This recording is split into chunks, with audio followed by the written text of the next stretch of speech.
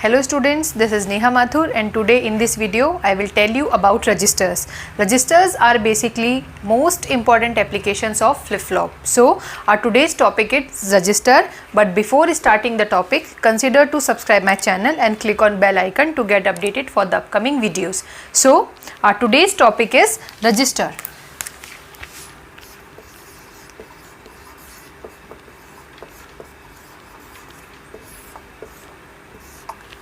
See, register is one of the most important application of flip-flop. Flip-flop, which is a 1-bit memory cell and is used to store digital information but only in the form of 1 bit. That means you can say that flip-flop is just a 1-bit memory cell. It may be 0 or 1, but in order to increase the storage capacity of your memory device, you will have to combine number of flip-flops, or I can say that you will have to go with the grouping of flip-flops, and when we will go with the grouping of flip-flops, such a specific combination is said to be registers. So basically register is a digital device which is used to n number of digital information, and if you want to go to store or if you want to design a register with a capacity of n bit storage, then you will go with the combination of or with the grouping of n flip-flops.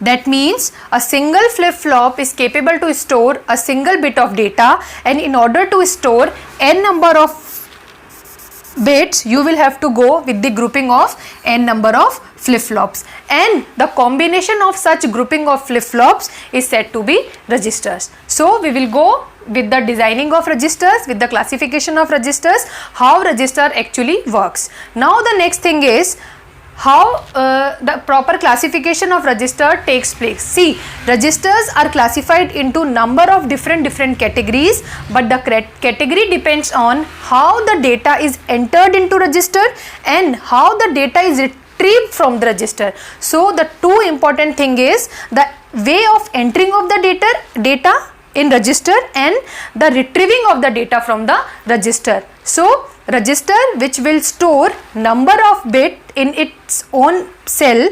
The next thing is its way of entering. See, if this is a register, suppose I am just taking an example of a register. Suppose this is just a storage cell which is used to store 4 bit of data. So I am making a register. This is just a simple block diagram of register and it is capable to store 4 bit of data. Now the classification of the registers depends on how your data will be entered into this register.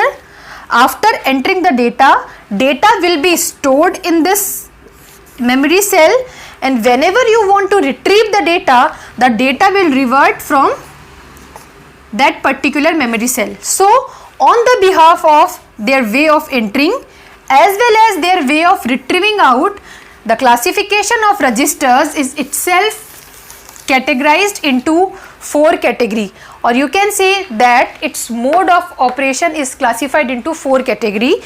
The first category is SISO, that means serial input, serial output. Two terms are here, serial input and serial output, on the basis of their way of entering and their way of retrieving out. So the first term, that means serial input, is indicating the way of entering, while the second term is for the way of retrieving out. That means you are entering your data in the serial manner and retrieving again your data, retrieving out your data in the form of serial. The second classification is serial input parallel output, SIPO. That means you are entering your data in the serial manner and you are retrieving out your data in the parallel form. That means giving your data in serial manner and you are retrieving your output in the form of parallel. So serial input and parallel output. This is the second classification. Now the third classification is PPO. That means parallel input, parallel output. You are giving your data in the parallel form, input in the parallel form, that means you are entering in the parallel form, and you are retrieving your data at your output side again in the parallel form. And the last classification is PSO, that means parallel input, serial output. So again, by following the concept with these three, the last one PSO, and you can say that here you are entering your data in parallel form and you are retrieving the data at output side, which will be in the serial form. So you can say that register, the way of working of the register or the mode of operation of the register on behalf of their operation mode, registers are classified into these categories: serial input, serial output, serial in parallel out, parallel in parallel out, and parallel in serial out. This is the classification of registers. Now the next thing is, registers are available in the form of IC. Whenever you will want to use register in any of your circuit, suppose you are going with the designing of the circuit or you are going with any project, then register, which is a storage device you want to store or you want to use as a memory storage device, then registers are available in the form of IC. And the second important thing is, registers are a storage device, but this particular storage device is not user friendly. That means you cannot use it like a pen drive. Since pen drive is used as a storage device, whenever you want to store your data, it is a user friendly device. You can store your data in pen drives, hard disks, CDs, floppies. These are all the storage device, but registers are not user friendly storage device. Registers are a part of digital circuits. So whenever you want to go with the designing of any circuit, and for during that particular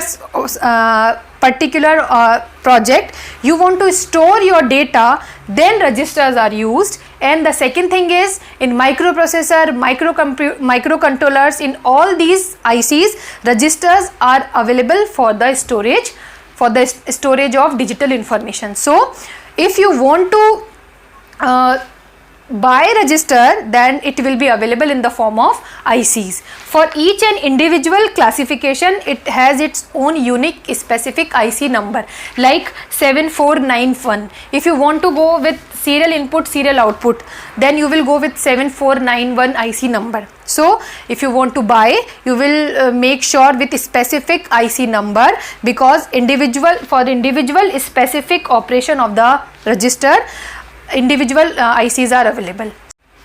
See, as I told you that register is a memory cell, or your registers are used for the storage device.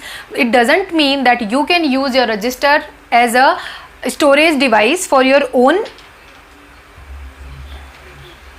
for the storage of your own files. See, you can understand this with the perfect example. See, let us consider that you are using a laptop having i3, i5 or i7, any kind of processor. Now whatever the instructions given by Intel to that particular microprocessor is actually performed by the microprocessor. So whatever the task is done by microprocessor is already fed in that particular processor in the form of instructions, in the form of programs.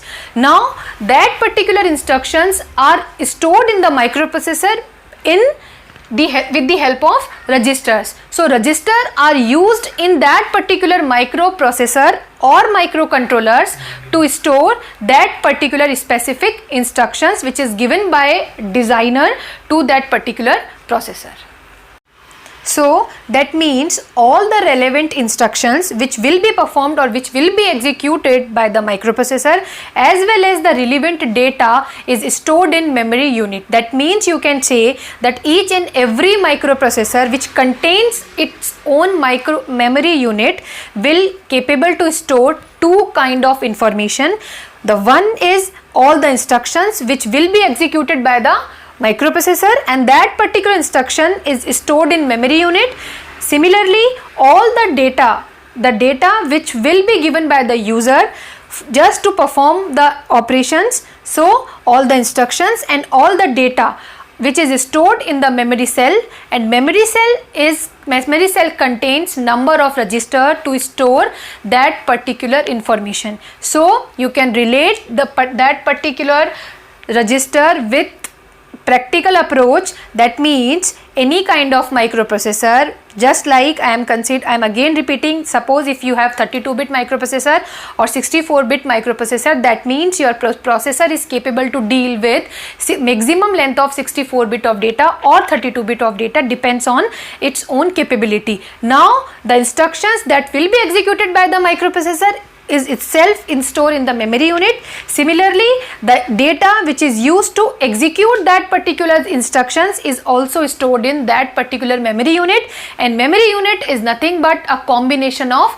registers. So registers is a most important device, you can say. You cannot go with a device particular. The register is most important memory unit or most important memory element for complete memory unit. So this is the practical approach of registers. Now by concluding this topic, one more thing I will have to tell you about here. What is the actual meaning of serial and parallel? See, it is just nothing, it is just a data format. Here you have two kind of data format. As I told you that registers are classified on the basis of the way of data entering and data retrieving from it. So on behalf of that, you can go with a kind of data formatting. Here you have two kind of data formatting. First one is serial and the second one is parallel. How your data is written in the form of serial form as well as in the parallel form. So I am just explaining this data formatting with one diagram.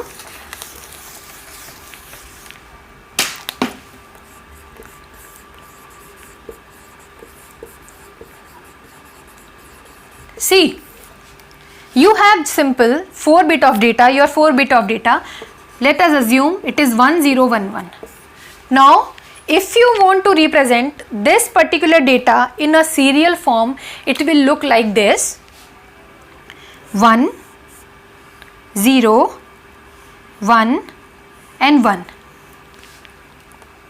I am just trying to make it symmetric. That's why I am using such kind of representation.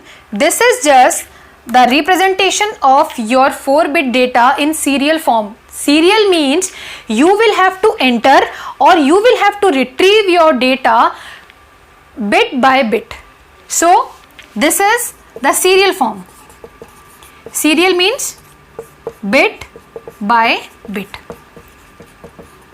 If you are entering your data serially, that means you will enter data bit by bit. Similarly, if you are retrieving your data in the form of serial, that means you will get your output data bit by bit. But in the parallel form, all the bits will be entered or retrieved at the same time. While in the serial form, you are getting your data or you are entering your data bit by bit. While in the parallel form, it will be entered or retrieve at the same time, not bit by bit. So see, this is your data, your 4-bit data. So if you are going with the parallel form representation, it will look like, for first bit, it will look like this. So this is the first bit of your data. I am representing it by D0.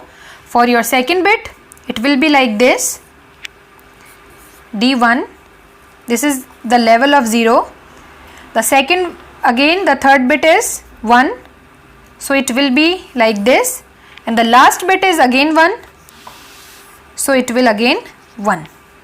So now in case of parallel form, if you want to enter your data, all the relevant bits will be entered at the same time. Similarly, if you want to retrieve your data in the parallel form, you will get your output, all the bits at your output at the same time. While in case of serial communication, I am again repeating, in the form of serial communication, your data will be entered and retrieved one by one. That means one bit will be entered or will be retrieved at a time. So this is the actual concept of serial and parallel, and it is said to be data formatting with registers. So now I am reviewing the topic, I am just concluding the topic.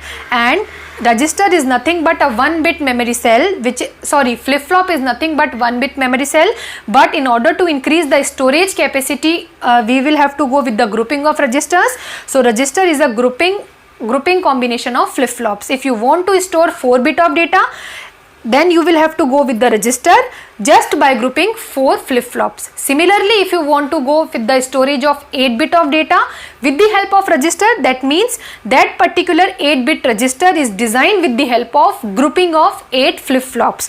Similarly, for 16-bit register, you will have to go with the grouping of 16 flip-flops.